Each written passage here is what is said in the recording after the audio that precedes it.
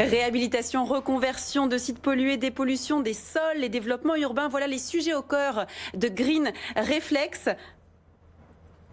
Alors la pollution des sites industriels est une des problématiques majeures. Tous les professionnels sont impactés. Ça impacte également notre santé. Le secteur de la dépollution croît car il y a une réelle urgence. Par exemple, d'ici 2040, le marché de la dépollution des sols connaîtra une forte hausse pour atteindre, attention quand même, un montant annuel de 4,5 milliards d'euros. Afin de nous en dire plus sur la question de la dépollution d'anciens sites industriels, mais également sur l'accompagnement des acteurs industriels dans leur stratégie, j'accueille François Boucher, PDG de Valgo. Bonsoir. Bonsoir. Merci d'être présent. Alors vous, j'aimerais qu'on commence par parler de votre modèle assez original. Il est basé sur 3 métiers complémentaires, la déconstruction, la dépollution et le développement urbain de friches industrielles. Est-ce que c'est cette organisation qui est votre valeur ajoutée qui va vous différencier parmi les acteurs du marché? Alors tout à fait, ça c'est l'originalité, l'ADN de Valgo, être transverse dans des métiers finalement qui sont des silos. On peut parler du métier du BTP, du métier de l'immobilier, du métier de l'industriel qui parfois donc pollue, mais tous ces métiers sont vraiment séparés en général et où on peut trouver des concurrents de Valgo dans chacun de ces compartiments, mais aucun ne traverse, je dirais, tous ces métiers. Voilà. Donc c'est vraiment l'originalité de Valgo. Vous opérez, vous, également dans différents pays. Quels sont les pays où on a le plus besoin de votre expertise ? Alors, je vais dire, c'est pas très compliqué. Ce sont les grands pays émergents, les pays qui polluent. Il y a le plus de pollution, bien sûr. Il y a le plus de pollution. Et ces pays ont eu une croissance énorme, on le sait, et n'ont pas forcément beaucoup tenu compte des enjeux environnementaux. Et donc, il y a eu beaucoup de pollution, et les pollutions sont de très grande taille, ce qui est une grosse différence avec les pollutions en Europe ou en France. Et concrètement, comment ça se passe, une reconversion industrielle, une réhabilitation d'un site, et pourquoi la reconversion est-elle plutôt une bonne chose pour les sites industriels et pour l'urbanisme aussi? Alors pourquoi c'est une bonne chose? D'abord, il faut avoir conscience qu'il y a 300 000 sites en France identifiés supposés polluer. Certains sont des friches industrielles ou sont d'autres types de sites.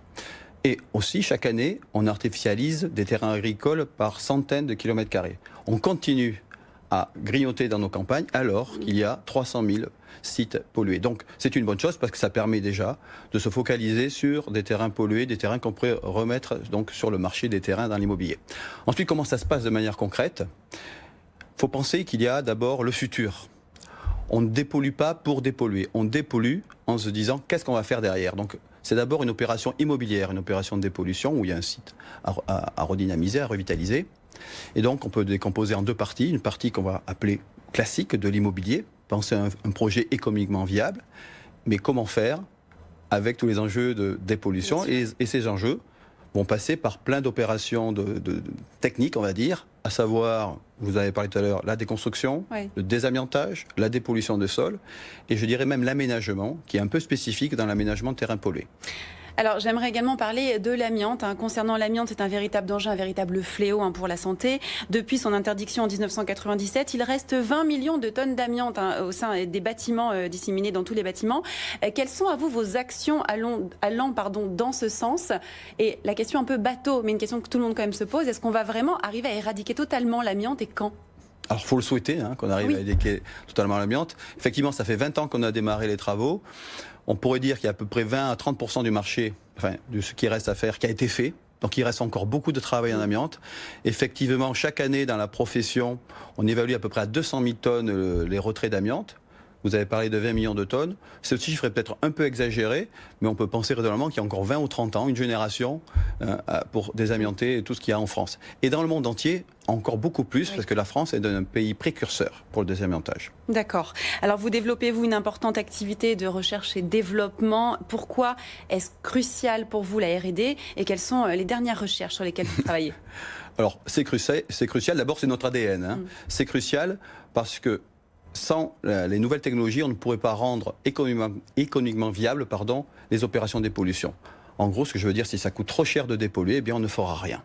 Donc il faut trouver des solutions plus avantageuses. Et on le trouve par de nouvelles technologies. À l'heure actuelle, nous développons essentiellement 2 technologies et que nous exportons. Une qui est basée sur la désorption thermique. Alors c'est un nom très technique, on va dire qu'on chauffe les sols et on fait évaporer les polluants dans les sols, qu'on récupère et qu'on traite. Et ensuite, une autre opération qui fonctionne très bien aussi, c'est le lavage des sols. Un peu une grosse machine à laver qu'on met sur les... Et on met les terres, et ces terres sont triées, séparées, et on sépare donc la pollution des terrains sains, on va dire.